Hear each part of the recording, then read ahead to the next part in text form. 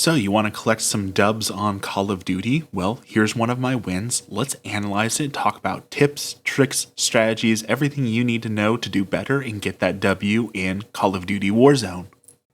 First, let's talk about location. As you can see, I'm looking around the map. We want an area that has both safe crackers and bounties. Safe cracker is great for gearing up, and bounty is great for knowing where your enemy's at, getting a little bit of extra money, and getting the drop on somebody. But you also have to consider how close to the circle it is. The farther you're out of the circle, the more you're going to have to move, and the more of a disadvantage you're going to be at later in the game. Early game, it's very good because you know no one's behind you, so you only have to watch forward. But later game, where being in the circle matters more and moving in there, it gives you a huge disadvantage, especially if the enemy gets the high ground. So here I chose a location that had both Safecracker and the bounty, and it was within the circle, so we weren't going to be running around a whole lot. So as I go to land, you'll see that I'm aiming specifically for a roof. I just talked about it a little bit, but high ground is super important, especially at the start. People can be coming down from the sky, but I can clearly see the sky here and see that no one is landing near me. That bird caught my attention, but now I know there's no one above me, so it makes it much easier. I can go down, clear floors. In this case, we happen to know that no one landed with us, but the high ground is super important for knowing where those enemies are at, as well as making sure that you have the advantage. You don't want to be at the disadvantage at any time.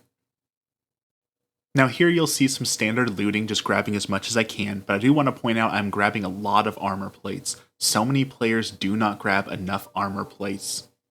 You're going to need at least 2 stacks, if not 3, if you're going to be competitive in the final circle. Now I want to draw your attention to my mini-map right now as I'm still looting. You can see the team is decently spread out. Now, there is something to be said for tactics and having everyone you know all together, but that's often not the best case. In a scenario like this, even if one of us gets caught off guard, they're not going to wipe the entire team.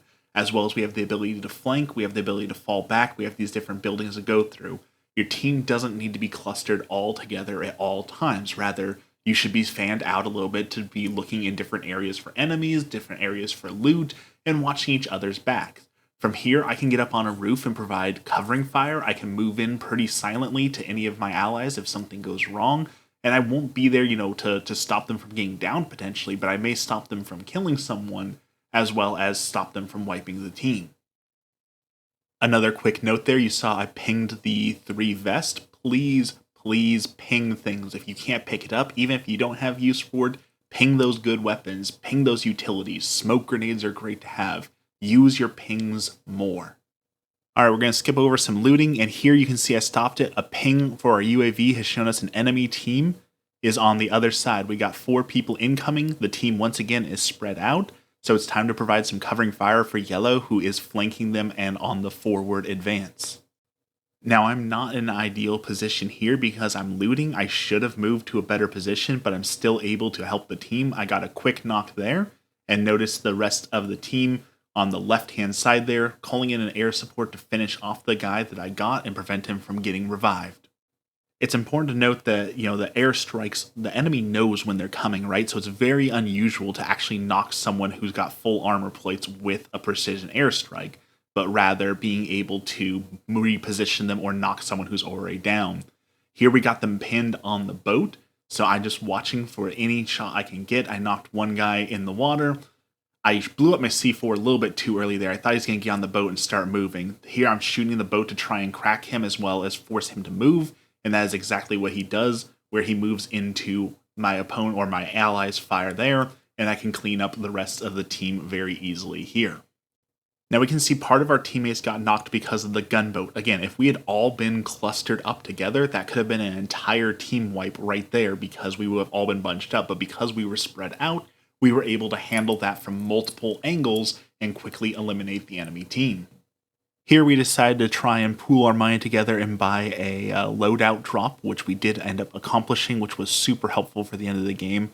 But I wanted to show you something here.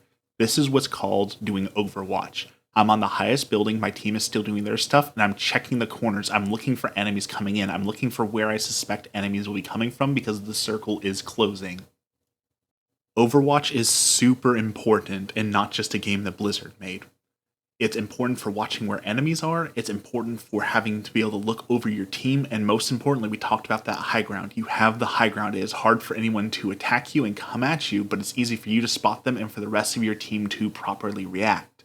Again, I'm on Overwatch. I'm up above. You can see I'm tagging things for enemies. I'm making callouts. I'm telling them where the enemies are at. So we had to make a smart move forward. So we once again get our loadout crate. We get our full loadouts. We do a little bit more looting. As you can see, we're moving again, and once again, I'm on Overwatch. I'm looking for enemies. I'm up above. My team is scattered out. We see green is far over on one side. You see I'm up above, and then we got yellow and pink going forward as an aggressive stance. It's also important to note here, these are all randoms. I'm communicating with these guys. Communication is key. This isn't like a pre-made. These aren't my friends. I have no idea who these people are, but we're able to be very effective because we're communicating, making good callouts, and working as a team. Now, I've talked a little bit before about making proper callouts because callouts are important, and here you can see I start to see enemies because someone made a good callout. Your callout should include how many enemies they are, how far away they are, and what position on the compass they are. So something like 3 enemies, 100 meter south by southwest at 85. Something like that should tell your team exactly what you're dealing with. Callouts like they're to the left of us or I see someone there are not helpful at all. Sorry, you can see a little bit of my screen popped up because I accidentally hit a button while I was trying to get my shields back up. So let's walk you through this fight. So you can see once again the team is not all together. We're flanking from different angles. We can see enemies coming in. So I decided to pop my UAV and we can see not only is there someone here, there's team and pressure from the north side as well, or excuse me, west side. So I'm on the ground floor, I'm clearing. My teammate catches someone from behind and gets wiped out. So we know there's someone over there. So rather than going the obvious route, I backtrack around to try and catch him, and I catch the guy off guard. Easily wipe him, and then I need to reload, so you can see move behind cover, reload before moving upwards. We know there was only one person there because of the UAV. Now it's time to start providing fire from the high ground down on the teams below. You can see I missed my shot here, but we were able to take that guy out. And I believe there was one more guy hit during this scene, but let's see. We can see them. The thermal scope is not doing well here, but I am stand by the thermal scope. We take down one with a pretty good shot there, and I believe there's probably 3 or 4 more people scattering there. We can see there's revives, there's other teams engaging. There is a lot going on here, and we have the circle right at our back. So we try and put pressure on them and stop this team as much as we can, but we're just simply too far away to take them down. And again, we have the circle breathing down our neck. So at this point, we call out to the team that it's time for us to move forward. We need to disengage from this fight. If they engage us, they have to cross the river. There's no good way for them to engage us. So we disengage, make sure they're not following us, and then we start moving away from the circle because the circle's going to be bearing down on us. You never want to be in a position where the circle's right at you and you just have to keep sprinting to keep in front of it because then you're at a disadvantage. If anyone fires at you, you can't get behind cover, there's less places for you to hide, and you can't lose line of sight very well. So even though there's this other team over there, we know they're there, we're keeping watch on them, we need to move into the circle and then we can ambush them at the circle. Because all those disadvantages I just said, if we get in front of them in the circle, they're going to have to running to us, and they're going to have that disadvantage with the circle on their heels. They're not going to be able to hide as well. They're not going to be able to do nearly as much. Now, one of the reasons I'm a fan of the thermal scope is because you're supposed to be able to see through the smoke. I do not know why I wasn't able to see through the smoke there. I don't know if it's a glitch or what's wrong, but I should have been able to see through that, and that is why I am a huge fan of the thermal scope. So here, there's some buildings, and again, we're beating the circle. We know there's a team to the right of us, and we know there's a team behind us. So there's 2 teams. I took a shot, and so now it's time to once again try and get the high ground and try and take out these guys shooting at us. You can see my team is marking. We're calling out. Once again, we're not all together. You can see the team is flanking in different areas. Now, what I do here is debatable on whether or not it's actually a good decision or not, but I can't undo what I did. Even though I was taking some shots, I know there's a team closing on us, I do take some time to loot. I've used up a few plates, I've used up some ammo, it's time to replace my grenades, so I check to see if there's anything that I can get that'll help us in the moment. The more gear you have, the better off you're going to be. So once again, we get the high ground to do some overwatch, and my team is making markers and calling out where the enemies are, so it's time for me to find them and snipe them. You can see here they're a little bit out of range, so I marked them.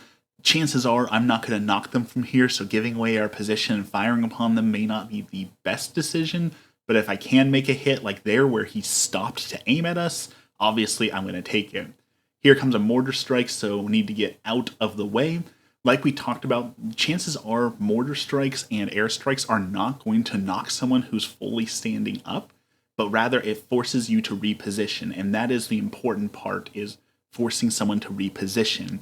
And I believe you'll see that a little bit later in this match, or maybe it was one other one. They all start to blend together after a while.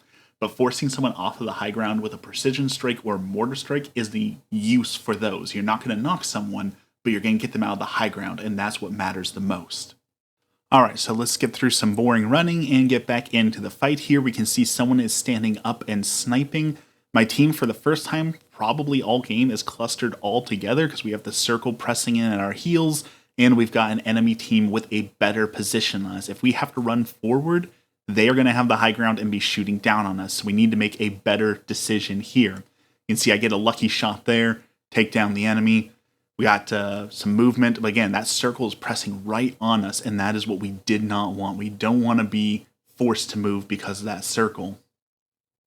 Here, my ally says don't go out the main door because someone is sniping, but I did manage to catch the eye of a couple people over here. We can see them kind of fooling around. There's one guy laying, there's a guy up on the roof. So I take some shots to try and eliminate the threats here because we're kind of pinned down. We have people on all sides firing at us, so if we can eliminate a little bit of the threats, obviously we need to. But I'm completely in a horrible position here. And this is, again, why you don't want to be caught in the circle. We're forced into a really bad position, but a part of being a good, skilled player is making the most of a bad situation. So trying to knock these guys out, and I actually managed to get the shot to take a little bit of the threats out of the running, and then it's time to eliminate the guys in front of us. Now, they're smart, the repositioning because of the smoke coming, but that guy, for whatever reason, tried to hide while I was sniping on him. But once again, the circle catches up on us, and we're forced to run at them, even though we know that they were right there, so they have the advantage on us. So the goal is to get enough ahead of the smoke to get into some cover so we can reposition and take these guys out. You can see, once again, we're moving away from the team. I don't want to be clustered up with these guys. I want to do things, as a flank. So they're in the back. I'm over here. We resupply. And it's time to take on. There's only 10 people remaining, so this is where it gets tense. I peek out the door. Well, again, we're making call-outs this entire time. Being vocal the entire time is what's helping here. They're telling me there's teams still over here that are coming up from the ground floor, so I'm checking, and there was no one there. So they must have, seen a bird, seen a bush, something like that. But we're communicating, talking about where do we see these guys. At this point, they tell me they're all the way up here. So I go take a sniping position to see if I can take out. We know there's one or two guys that were still up here.